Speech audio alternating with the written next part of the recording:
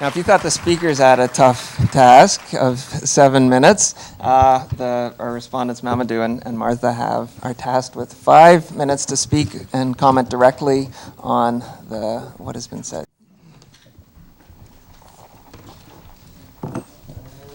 So I will be very quick because I'm given also 5 minutes. You should have given me 10 because my country was colonized by France instead of...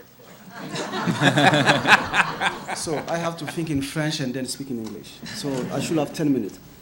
I think that we have here some very interesting pieces of papers concerning food sovereignty. And the first thing that I can draw from this panel is that there are so many questions that are raised instead of giving some answers, that it helps just to deepen the thought and on food sovereignty concept. This is one big interesting thing because so many questions have been mentioned in these papers with some of the key answers that I was expecting that are not coming. Because still there is a very interesting way of linking the theoretical ways of looking at food sovereignty and some of the practical things that exist today. So it's not coming from just on the sky. It's somewhere, and it's already on move in different places. So some key question that come in mind is just how are we drafting our theoretical thinking without just making allusion to the practical things that are going on. So for that sense, I think there is a lot to do. So we need to rethink about the fact that food sovereignty is a multidisciplinary way of looking at things. Separating some of the key things will completely destroy the process of thinking about it.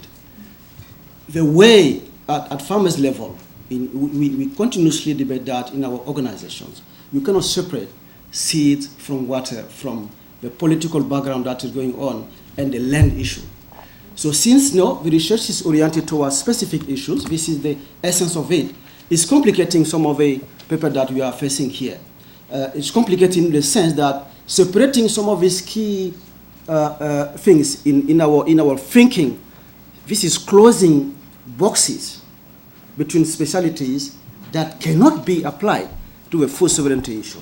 Very complicated one. It's interlinked, and it's also appearing in this key document. Another point that I mentioned is there is a number of misunderstandings on the conceptual side of food sovereignty related to what I've been just saying. Many things have been mixed up, I think, in some of these thinking. The first one is, I think there is a point of departure point mixing food sovereignty with food sufficiency. Once you do that, there are many implications in the argument that are given in some of the document. I can give some examples since I just have 5 minutes. The second one is also, we are also given, I have a feeling that when we talk about subsistence agriculture, it's like it's a static way of looking at family farming. So there is a big misunderstanding for me between what we call the family farm, that is a mode of production, a mode of adding value to product, a mode of access to market, whatever level we talk about. So there is also a big confusion on the issue of market I want to talk about, because when you talk about local market, you cannot disconnect this local market to the other lines that goes up. This is about the national one and the international one. So there is a for me, some effort that need to be done also on this fact that family farming is not the archaic way of looking at farming. So it's very evolutive, but also it's not related not to the size of the farm or to the tools that people are using, but it's more than that. It's a way of production relating to some of the things. And the last point, very important one, is that also we are just talking about the definition of a concept, but you are not relating it to some of the principles. The 6 key principles that have been defined and that are very evolutive also. This is why, the forum like Nyeleni one has been organized, just to talk about some of the key things that are interlinked, that are called principles, that we need also to explore when we're talking about these linear way of looking at the definition. So to conclude very quickly, I think we need to reinvent methodology of research on food sovereignty. It's multidisciplinary, but not the way that we think about it, that sociologists and biologists have to be together. It's more than that. Because we are talking about a progress, a process. We are talking about a political will that is already embodied in practical things.